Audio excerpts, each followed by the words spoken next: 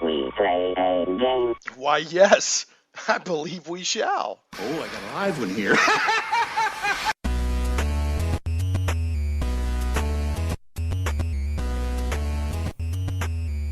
Live from Little Rock, and the first show of the new year, 2016. Zach, can you believe it? It is 2016. This is Shane Plays Radio, live Geek Talk Radio, straight from me to you, a journey into the things we love. Thanks so much for listening. I'm excited. Of course, last week had a pre-recorded show doing Christmas with my loved ones, but man, I'm glad to be back. I'm ready to start geeking out again. Always remember you can call in at 501-823-0965, or you can tweet me at Shane Plays.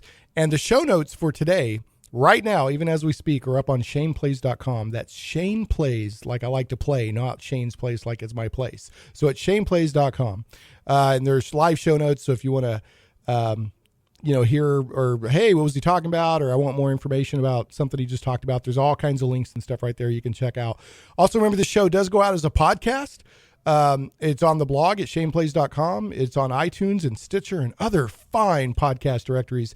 And that'll go out within a couple days, usually Monday, sometimes before. And last, we are carried on Krypton Radio. KryptonRadio.com is SciFi for your Wi-Fi. That's currently a week delayed, but we are working to get that live. So about to get into a news segment, but before we do that, I want to wish a very, very special and happy anniversary to two friends of mine, Tommy and Michelle Noel, and their amazing family. They've been married for 17 years, and they're great folks. We hang. In fact, we were with them New Year's Eve playing games. They're some of the socialist, or not socialist like politically, but they are incredibly social, very friendly, and very inspirational people that we've had the pleasure of getting to know over the years, the lovely Sheila and I, and they're just good folks. So happy anniversary to the Noels, and I hope that you have many, many, many more, and thank you so much for your friendship. All right, so Zach, let's listen in on the news team. What are they up to? Oh, there they go. They texted me, Zach. They were getting bored because we didn't have a show last week, and they were itching to get back to work. So they're happy to be in there. And folks, remember, for every $1 of support that I get on Patreon.com, you can go to patreon.com/ShanePlays. My new staff gets a penny an hour raise. So remember that. So, all right.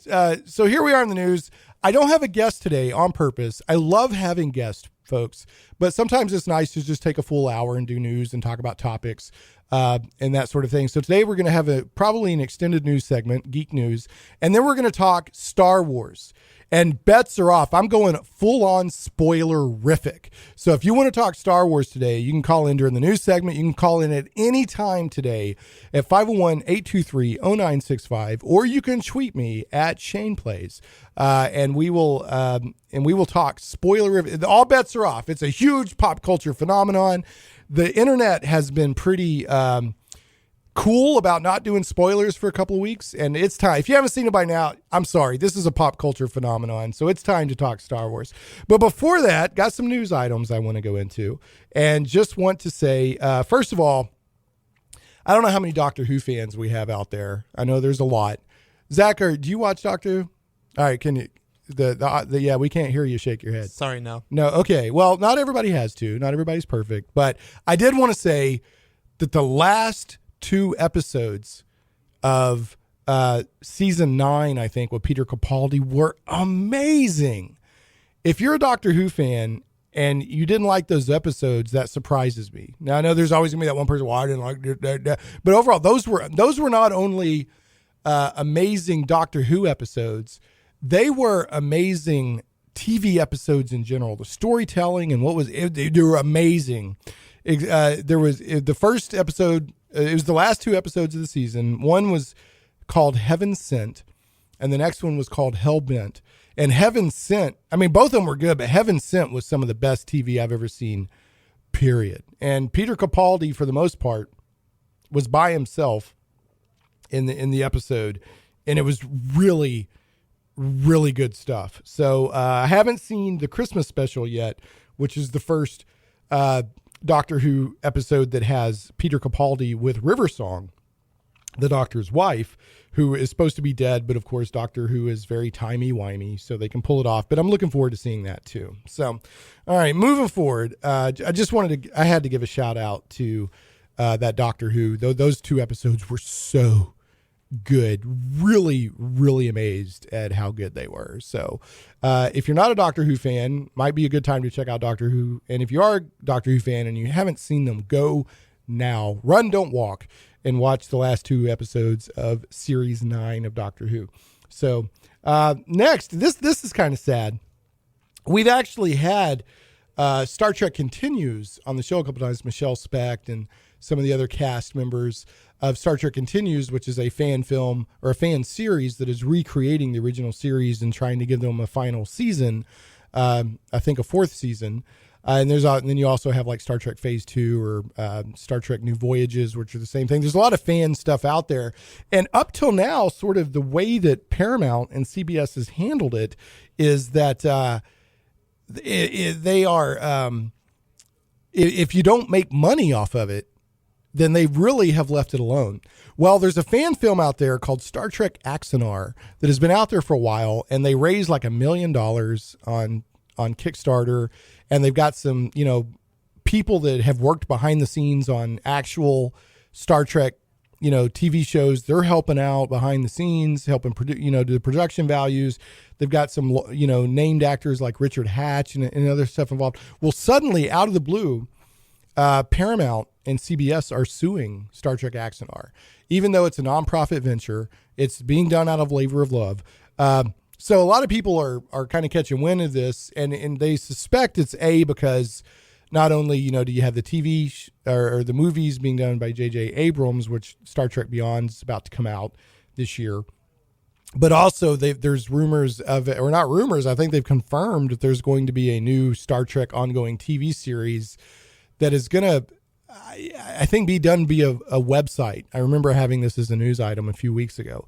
So my guess is, since they're getting back to episodic weekly Star Wars, that's why they're cracking down on Axanar. But I hope that they don't start cracking down on everybody. And I'm thinking maybe Axanar is because the amount of money that was raised and the caliber of people involved, they're afraid that the production values, even though the production values of the fan stuff the other stuff is good, I think maybe they're afraid that Axanar is going to compete too much, be too good. I'm not sure.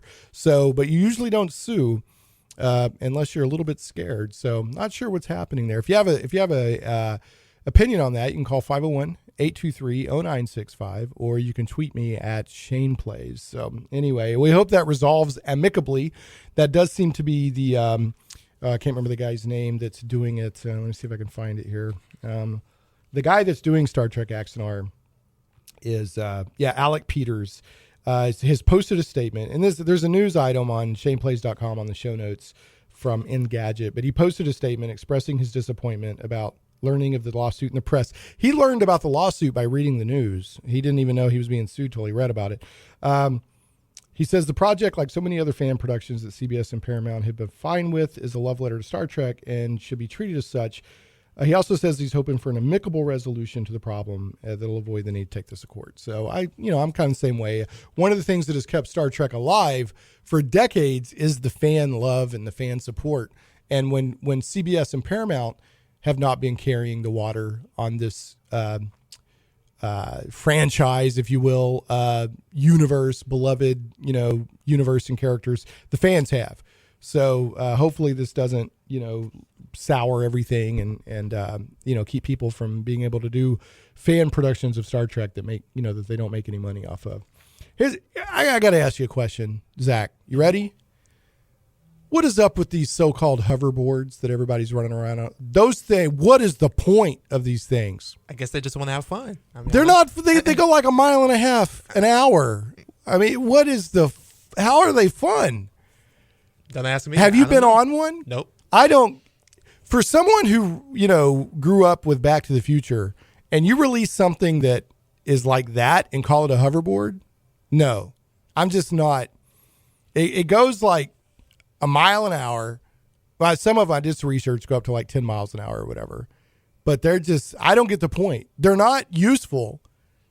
You can't like really, it's not like a skateboard where you can go miles on one, right? I mean, you can't really do jumps and tricks and stuff on it. All you can do is kind of move really slowly on it. I really don't know what to tell you. I don't get it. Okay, so I'm not the only one that doesn't get it. I don't get it. Anyway, there's a link up on shaneplays.com from CNET where they kind of talk about the do's and don'ts and what to know before you buy one of these hoverboards. But, man, I'll tell you, I just don't get it. And you know, there's a lot of news items out there. And people, if you've got a hoverboard and you like it, let me know. You can call 501-823-0965 or tweet me at Shane Plays. But I just don't get it. And the price, these things can go up to like $1,200.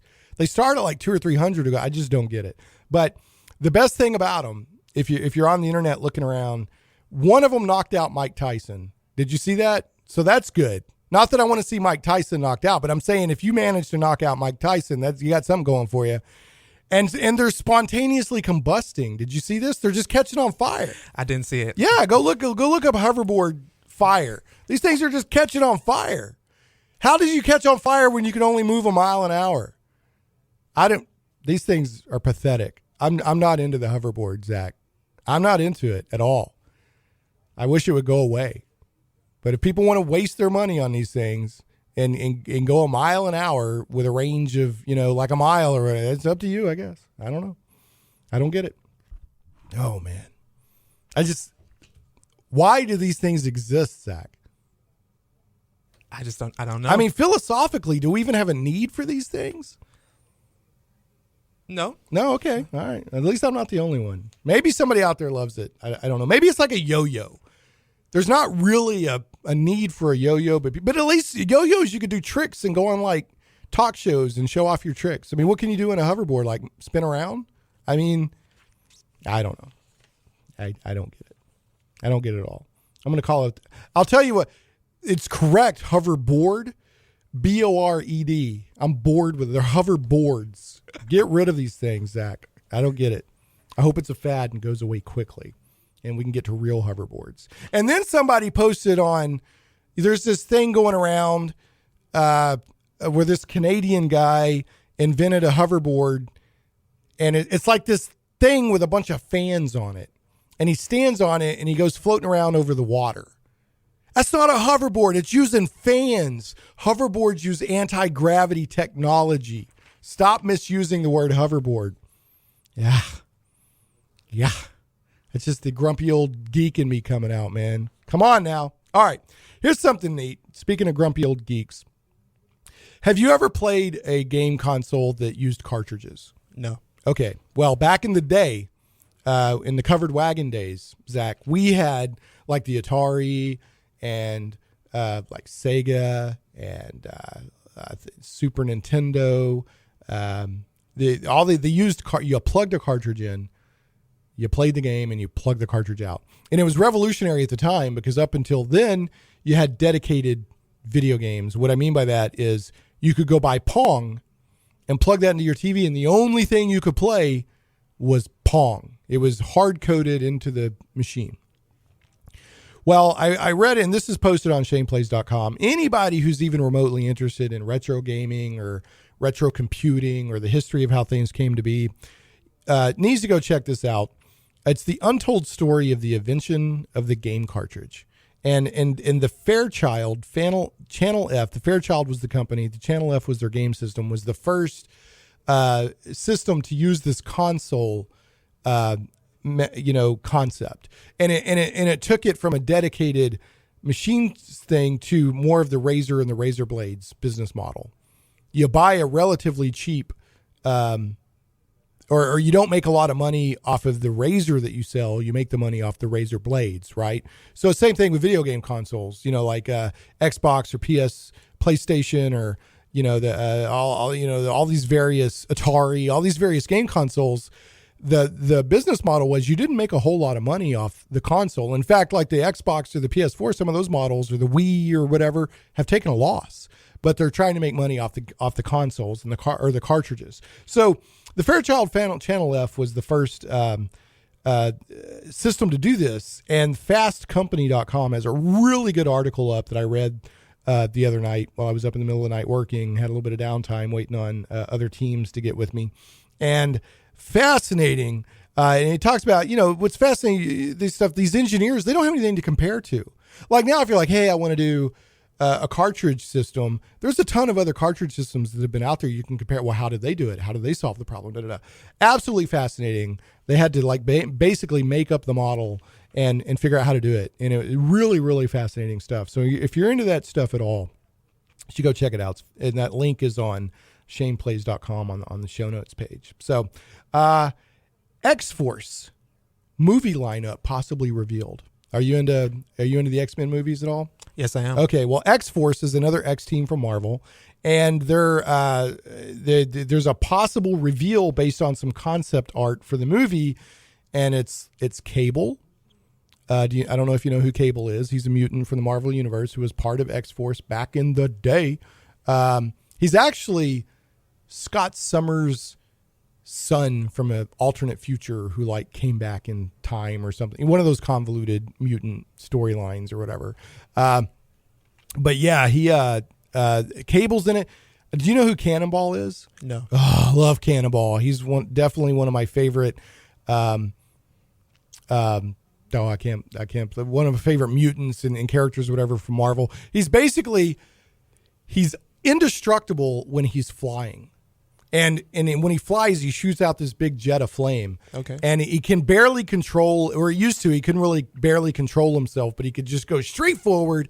And he was absolutely indestructible when he was flying. So he's in it, it looks like. Let's see who else here. I'm pulling up the old article. Should have been more prepared. I apologize, folks, for the dozens of you that are out there listening. I apologize for the delay here. And so pull this up. You've got Warpath. I think that's his name. Or is it Warbird? Let's see here. Yeah. Okay. Oh, dang it. I lost him.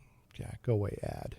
All right. How dare they expect me to look in ad when they give me free internet content? Okay. So it's Cable, who is the team leader and son of Cyclops. Domino, who's a skilled marksman and a hand-to-hand fighter with probability-altering powers. Warpath, a Native American with super strength and heightened senses. Cannonball, the possessor of jet propulsion and force field abilities. And the final member of the team is a bit of a mystery. Could possibly be Rogue or possibly Psylocke or even somebody else. So if you're a hardcore Marvel person or X-Force, X-Men movie person, there's a little bit of tantalizing. That's not confirmed, but it seems to be a pretty strong rumor. So, and I actually have a little bit more of Marvel news, Marvel movie news. And we knew a while back that Benedict Cumberbatch was cast as Doctor Strange. Well, now there's some pictures out there of him in EW.com has some pictures of him as Doctor Strange, and it looks really good. Really, really good. So have you seen these pictures of Benedict Cumberbatch as Doctor Strange? No, sir. They look really, really, really good. So recommend people go check it out. And I guess I haven't seen it myself, but evidently there's been a little bit of a backlash. I don't know why, because he looks a lot like Doctor Strange.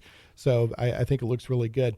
We're going to take a break. When we come back, we're going to have some more news. Then we'll be talking spoilerific Star Wars. When we come back, we're going to talk about what was the most pirated show of 2015. That's what we'll come back on. So anyway, let's take a break on Shane Plays, a journey into the things we love.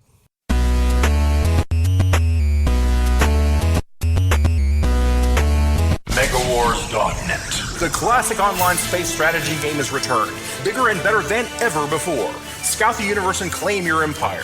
Construct, customize, and launch dozens of different starships. Battle thousands of opponents online in a team-based competition leading to the ultimate battle of the galaxies. Grab your slot today in one of the most hotly anticipated indie games of 2015. Visit Megawars.net and get options only available during our pre-sale event running now. Megawars.net. The die is cast. Plunge into worlds of fantastic adventure where dragons lie and the undead stalk the shades of your mind's imagines. Where creatures of legend plunder wealth through the horror of their passage. Monsters grim and foul hold the ecstasy of gold and the renown of glory. All this and more awaits you and your friends in the unlimited, fantastic world of the Castles and Crusades role-playing game from Trollord Games. Visit your friendly local game store or Trollord.com to get your copy today. A rules-light, adaptable game that has stood the test of time. 12 years in constant publication with no new additions, Castles and Crusades is the original, easy-to-play attribute check system. Join us and unleash your imagination. Visit your friendly local game store or Trollord.com to get your copy of Castles and Crusades today. Shane Plays Radio is blessed to have sponsors, and we appreciate them very much. However, did you know that you can also support the show as an individual for as little as $1 an episode? Simply go to patreon.com/Shane Plays.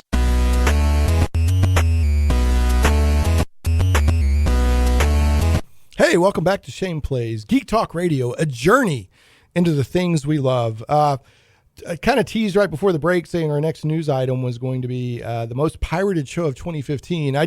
We had a caller right before last break that Zach talked to, and the caller didn't want to come on the air, and that's fine. But if anybody ever wants to come on the air and talk, you're welcome to. It's 501-823-0965, or you can tweet me at Shane Plays. But I guess, was it a he or a she? Zach? It was a guy. Guy. Okay, yeah. So anonymous guy out there. I'm going to call you Bob, just so you have a name. I don't know what your name really is, but Bob asked about video games and casinos. And I was like, I have no idea what he's talking about. But I went and looked up over the break, and it does seem that a lot of casinos, and this is really interesting. I'm glad that he called in. We'll probably do some more research on this. There are casinos that are looking at, instead of going in and playing slot machines, because they think the newer generation of people coming up, or that are already grown up, in the last couple of generations, aren't as interested in slot machines, but they love video games. So they're looking at a way to, instead of playing a slot machine, you play a video game. Yeah. And I guess either they're still figuring it out, but either randomly or maybe based on how well you do or something, I don't know, then you would win prizes or not win, as it were. But they said they're still trying to kind of figure it out, because casinos and casino machines, gambling, are like super heavily regulated. Mm-hmm. So I guess they're trying to figure out how could we make it kind of a video game experience, but yet still be gambling. So that's really interesting. I'm glad he called in. So whoever that is out there, thank you for the question. I'd actually kind of looked that in a little bit deeper. And if anyone's, I know some of the slot machines, they'll base them around themes that are like I know they have Dungeons and Dragons slot machines and stuff. So if anyone out there has seen a neat, kind of slot machine or a gaming machine around a cool theme, I'd love to know about that. So, Zach, what do you think the most pirated show of 2015 is, according to, I think this is the AP. Let me look here. No, this is according to Polygon. I saw that yesterday, but I totally forgot what show it was. Okay. Well, according to Torrent Freak, which tracks what people are torrenting, I suppose, BitTorrent and all that. People exchange files without paying for them. I do not endorse that. I'm just saying it happens. Game of Thrones was downloaded an estimated 14.4 million times around the world. Game of Thrones. That's nearly double the record set by the show last year when it was downloaded 8 million times. So it's actually almost doubled from last year. Despite, and this kind of puts a fly, I'm not an advocate for piracy, but I do think that the film and TV industry and, record industry, whatever, I do think they overblow the effect of piracy. Okay. And they come down on people too hard, but despite Game of Thrones continuing its reign as the most pirated show on television, it hasn't affected the number of people watching the show live. So even though the amount of pirating has gone up, it has. So really, there's some people who are going to watch it live no matter what, and there's some people who are not going to watch it live. Right? Again, I'm not advocating piracy, but we've got to rethink things, right? We got to rethink how make it easily accessible online, and people will watch it. Okay, so that's all I'm saying. Walking Dead was the second most pirated show of the year with an estimated 6.9 million downloads. The downloads only account for half the show's audience, with AMC's record-breaking series pulling in approximately 15.7 million viewers when it aired live. And then other notable titles include The Big Bang Theory, Mr. Robot, Flash, Arrow, Vikings, Supergirl, The Blacklist, and Suits. So that's according to Polygon. I love Suits. I haven't seen Suits. I couldn't even tell you what Suits is. So what's it? Well, give us a quick elevator. What is it? It's a show basically about two lawyers who's one of the how can I describe it? It's just a show about lawyers, making money, whether it's good or bad. I really can't describe it right now, but it's one of the best shows on television. Okay, cool. Yeah, I'll check it out. So anyway, let's see. I got a little bit more news. Then we go talk. I'm texting with somebody. I shouldn't be doing that. I don't pretend. Everyone's like, don't lift the veil on radio. You know what? I lift the veil. This is me, raw and uncensored. Raw and uncensored, Zach. It's my curse for being able to multitask. So, all right. Okay, got a couple of DC Comics news stories. And one is DC Comics is going to start taking some of their series bi-weekly in 2016. And that's a story from Comic Book Resources, who confirmed a story from Ain't It Cool News. Basically, Marvel Comics has been doing this for a while. Some of their bigger titles come out twice a month instead of once a month. And I guess DC Comics is going to start doing that. Now, they've done it some in the past, and they've had some weekly series, but it sounds like they're going to take some of their main series, for example, Batman, Super, whatever, and start making them bi-weekly to increase market share and, amount of comics people buying and all that stuff. So, and they need to do something because Convergence, their big summer thing, was a bit of a dud. And I think we had a news story a few weeks back that their sale, I think they're down a couple of million in profits. So they're not doing just real hot. So got a crazy concept for you. Better stories, better artwork. That's how you sell comics. All this other stuff is gimmicky. So just saying, I'm sure they know that already. And this is kind of cool.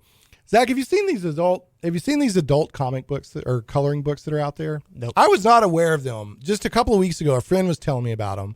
I was up at Barnes & Noble, and they're just these big, very intricate coloring books for adults. And evidently it's like relaxing to, it's like they're very intricate. They're not like a little kid's comic book. And they're really relaxing to color. And there's like groups of people that, like you have sewing circles. And there's people getting together to do these coloring books. It's like a social thing. Well, now that it's been brought to my attention, I'm seeing the things everywhere. Well, now DC Comics, the comic books do these variant covers, and they're coming out with some adult coloring book covers that you can color. You can color the cover, and it's like there's like Green Lantern and Green Arrow and a couple of. They look really cool. And if you go to shaneplays.com, there's a link in the show notes to where you can get high-res versions of these and print them out and color them yourself without having to buy the comic book. So that's pretty cool. All right, we're going to go into some Star Wars news. Got a few Star Wars news items. When I wrap that up, then we're going to take another break, and then we will come back and talk nothing but Star Wars Force Awakens in a very spoilerish manner. First of all, a fan spends a year building a 7,500 piece Millennium Falcon. That's pretty crazy. 7,500 pieces. I think that's like double or something the official Millennium Falcon, the most complex Millennium Falcon from Lego that's out there. So that's pretty crazy. And it looks really, really good. I like Lego. I think Lego is neat. But I'm usually not like, people, anything Lego, some people just ooh and ah over and they lose their minds over. This is actually really good with the amount of Lego that are involved, Lego bricks that are involved. It has, I guess, what could be called a high resolution. It's very, very detailed, very intricate. And it's based on the Millennium Falcon from The Force Awakens. So it's got the new radar dish and some of the markings and some of that stuff. And it just looks really good. And it's a lot more detailed, obviously, than the official Millennium Falcon that came out from Lego, the actual Lego or whatever. So it looks really, really good. Even if you're not in a Lego, I would go check it out. At least, go to the link, go to the news story. And this is from the AP, by the way. and check it out. So, Zach, we're going to do a couple of news stories here. And then when I finish these news stories, we're going to take another break. So just got a couple more news stories. Force Awakens. Star Wars The Force Awakens became the fastest movie to 1 billion ever. And now what's impressive about that, I think it made it to 1 billion, and this is also from the AP. That last article was not from the AP. That was from a site called Brothers Brick, I guess, which is a blog about Lego. This story is from the AP. And The Force Awakens became the fastest movie to 1 billion. There's a couple of interesting things about that. One, it made it in 12 days, which is a pretty big deal. But the last fastest movie to 1 billion, I think that made it in something like 16 days, was Jurassic World. Okay, but what makes this even more interesting, Jurassic World had the benefit of China opening. And The Force Awakens doesn't open in China till January 9th. So you take out one of the biggest markets in the world, and it still beat Jurassic World. So, I mean, there's, and the guy, the news article, the guy's like quoted saying, he said something ridiculous like, it's absolutely mind-blowing that Star Wars could get to $1 billion in 12 days. What world is he living in? One of the most anticipated movies ever. Everybody wants to go see it. It's getting great word of what world is he living in that he's surprised that box office analyst Paul Degarabedian, I think. I'm not trying to be disrespectful. It's Dergarabedian. I don't know. What world, Paul? Go get a hoverboard, man. Just go. What world are you living in, pal? I'm not surprised at all that this thing's blowing the door. Even if it hadn't have gotten great word of mouth, it would have blown the doors off, man. You had Star Wars that continued the original trilogy that had original cast members. Come on now. I got one thing to admit. What? I went to sleep during the first 10 minutes of the movie. You're dead to me. You are dead to me, Zach. I'm sorry. You are dead. Did you go tired? No, but Let's save this discussion for later because we're going to talk a little Star Wars later in the show.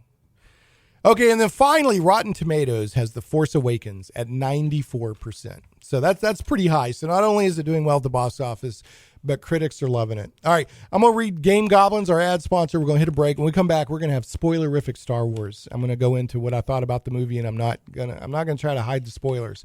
All right.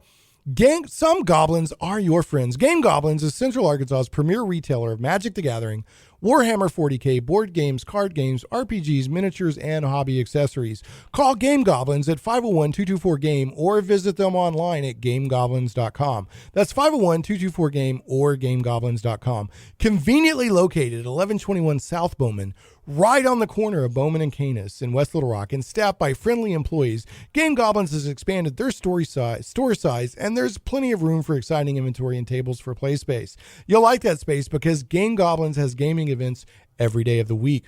For all of your gaming needs, I heartily recommend Game Goblins. Make sure to check out their customer loyalty program that rewards you based on your actual purchases. Game Goblins earns your business and keeps it. First-time customers, mention Shane Plays and receive $10 off your purchase of $50 or more. Call Game Goblins at 501-224-GAME or visit them online at GameGoblins.com. Tell them Shane Plays sent you.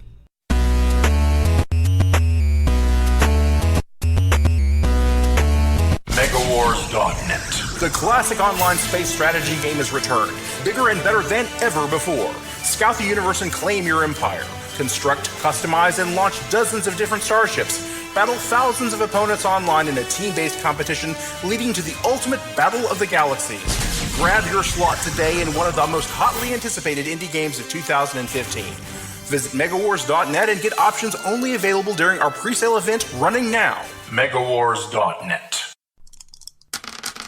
The die is cast. Plunge into worlds of fantastic adventure where dragons lie and the undead stalk the shades of your mind's imagines. Where creatures of legend plunder wealth through the horror of their passage. Monsters grim and foul hold the ecstasy of gold and the renown of glory. All this and more awaits you and your friends in the unlimited, fantastic world of the Castles and Crusades role-playing game from Trollord Games. Visit your friendly local game store or Trollord.com to get your copy today. A rules-light, adaptable game that has stood the test of time. 12 years in constant publication with no new additions, Castles and Crusades is the original, easy-to-play attribute check system. Join us and unleash your imagination. Visit your friendly local game store or Trollord.com to get your copy of Castles and Crusades today. Shane Plays Radio is blessed to have sponsors, and we appreciate them very much. However, did you know that you can also support the show as an individual for as little as $1 an episode? Simply go to patreon.com/ShanePlays.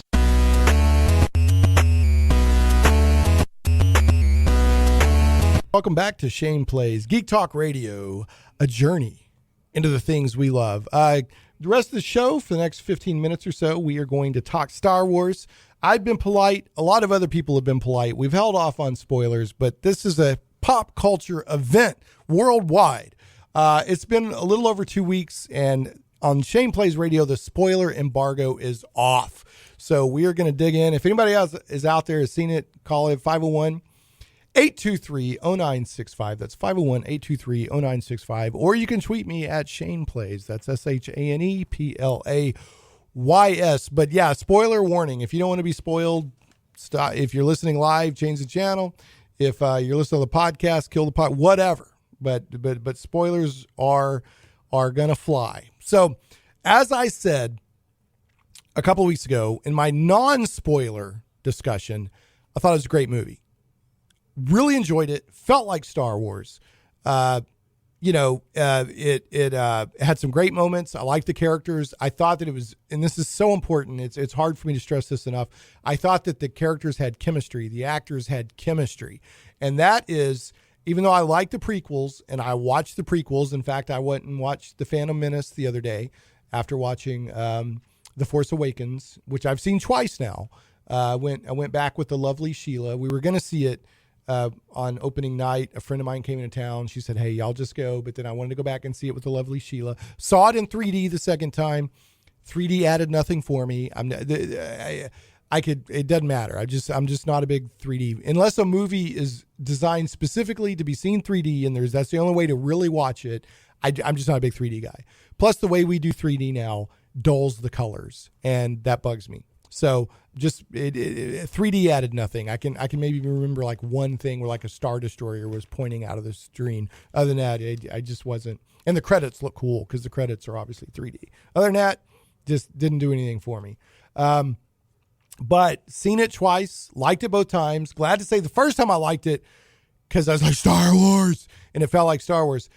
Second time you go in, you've had your Star Wars itch scratched, and now you're just saying it's a movie, and it held up as a good movie. Now, you can only analyze Star Wars so deeply because it's fantasy. It's a space opera. It's not science fiction. It doesn't hold to any firm scientific rules or anything like that. It's basically a soap opera. It's a space opera.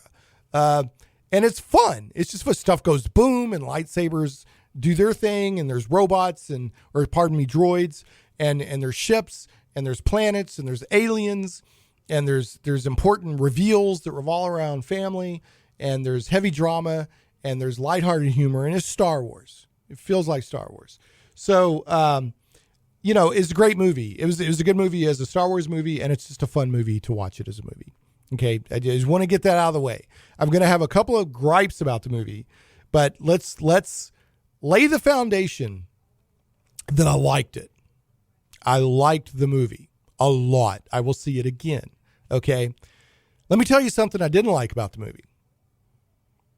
There's basically a big Death Star that they blow up. That makes me want to chew my own lips off. Again?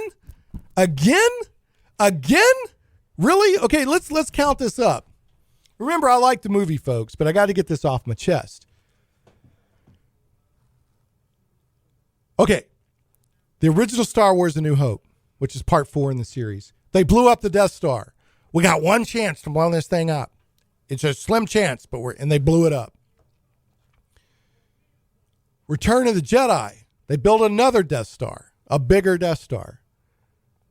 And they go, oh, I got one chance to blow this thing up. It's a slim chance, but we got it. I don't know why I'm talking like this, Zach. We got one chance, Zach. And they blew it up. They pulled it off and they blew it up. Then in the Phantom Menace, there was the droid control ship, part of the climax. They had to go in. Well, it's too heavy for our blasters, but we'll find a way.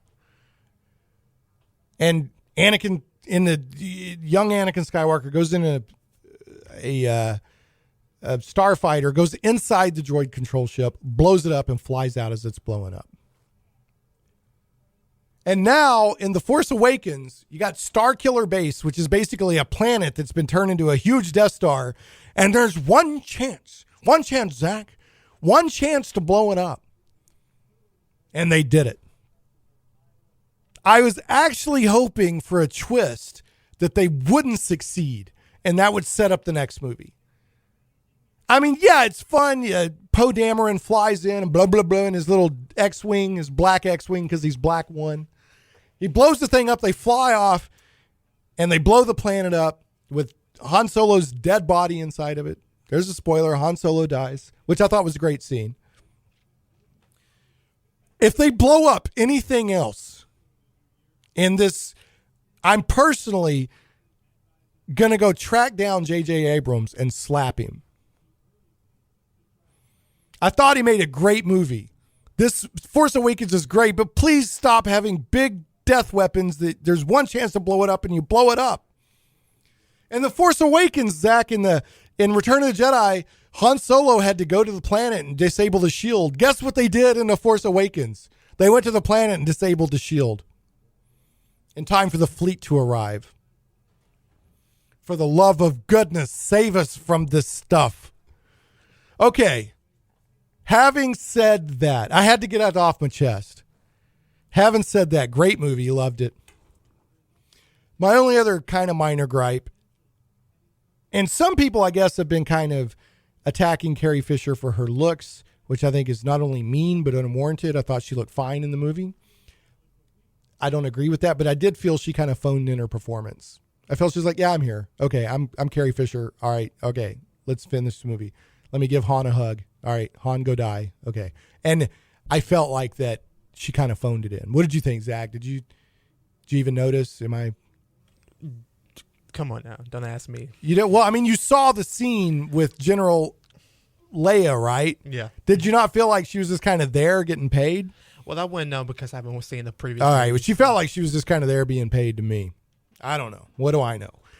Wasn't a terrible performance, but she was kind of like, hey, I'm here. So I don't know. Those are really my only two gripes with the movie. Now, I could quibble on Rey, who becomes the Jedi, suddenly knowing how to do all the Jedi stuff, which in all the other movies, it's been established that you have to be trained. But, you know, either A, hey, it's a movie, or B, they'll reveal why later. There's theories flying around that maybe she was trained when she was younger. Possibly. I loved the fact that Finn, who I like his character a lot. Yes, me too. Really liked Finn. I like Finn. I like Rey. I like Poe. I like Maz Kanata. I think Tanaka, whatever the lady's name that ran the 1,000-year-old fortress in the middle of the movie. I liked all the characters. I even liked the guy that was like, I can pay you 1/4 portion for this today. That was actually Simon Pegg, believe it or not. That was Simon Pegg who was that character. 1/4 portion. And then you had, did you know, here's a spoiler, on a couple of levels. One, you know the scene where Rey's like all locked up and she tells the stormtrooper, she's like, you will come over here and you will release my manacles and you will open the door. Yeah. And he's like, yeah, whatever. And then she's like, really starts doing it. And she uses the Force on him, which, how does she know how to do that without being trained? I don't know. It's a movie. And they didn't mention midichlorians from the other movies, but maybe the midichlorians told her how to do it. I don't know. Maybe JJ wrote the midichlorians out. I don't know. Do you know what a midichlorian is? No, sir. You're better off. You're better off without that knowledge. So that was, you know who Daniel Craig is, right? Yeah. Yeah, that was Daniel Craig. That was the stormtrooper that she used the mind trick on. And then he's like, and I will drop my weapon, and walks out. That was Daniel Craig. There were a lot of stars that wanted to be in the movie in some capacity. So they were like stormtroopers and other stuff. Okay. Right. Yeah. So I think there's several. You can go look it up. Like one of the producer for Radiohead, the band Radiohead, was in the movie. A couple other guys, and Daniel Craig. So, and that was actually his voice, evidently, that was like, "I will drop my weapon," and walked out. So, but I liked the fact that Finn, I liked Finn a lot, tried to use a lightsaber twice and got his rear kicked both times. Because you're not supposed to be able to be all lightsaberific.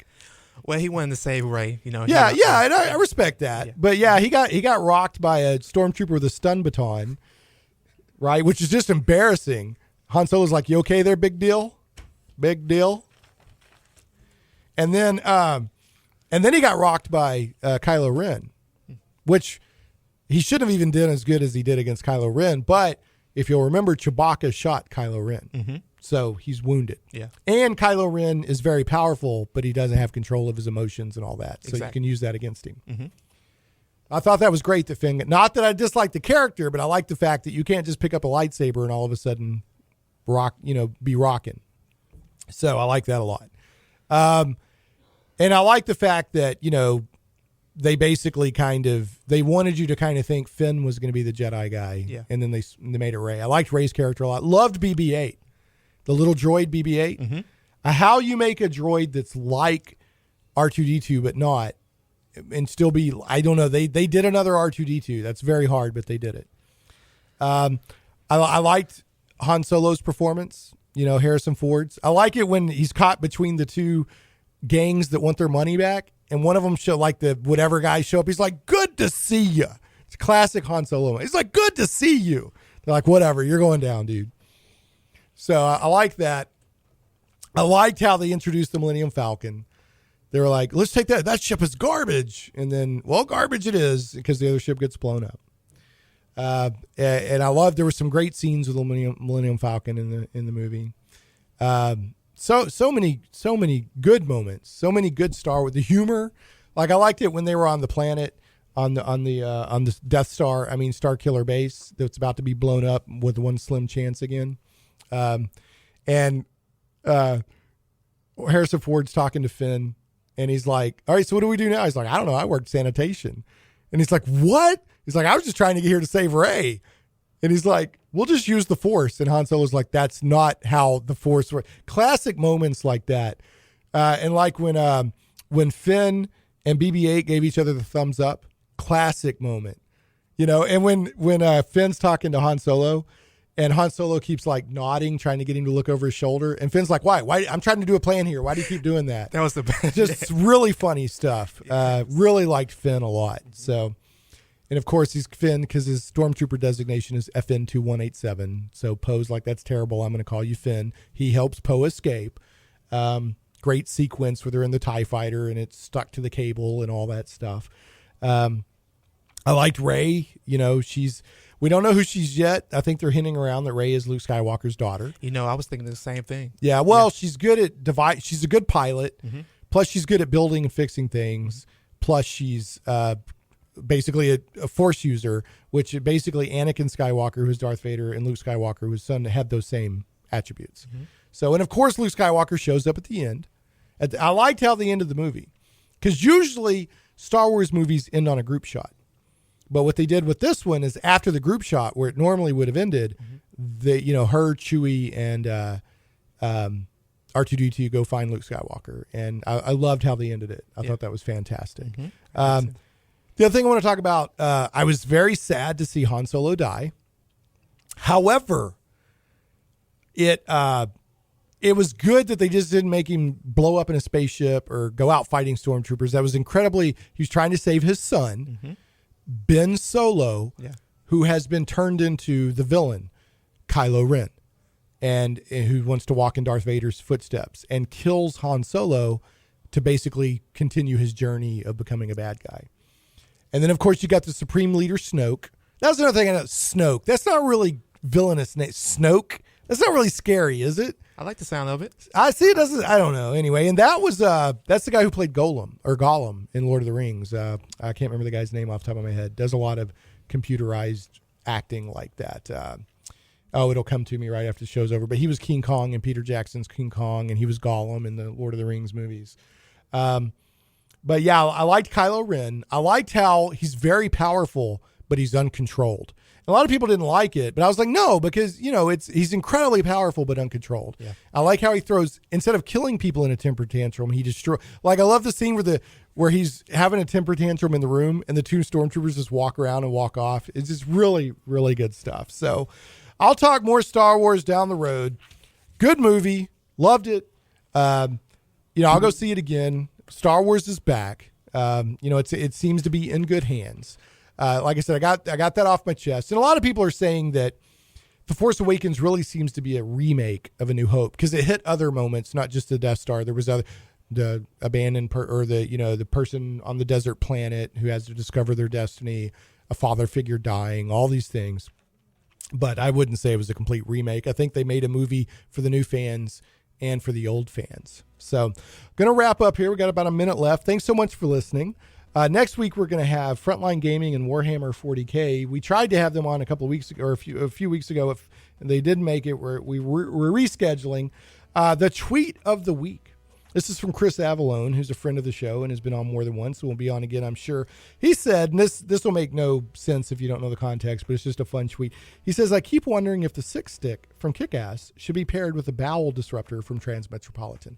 I just love how that sounds. If you don't know the context, it's not going to make any sense to you.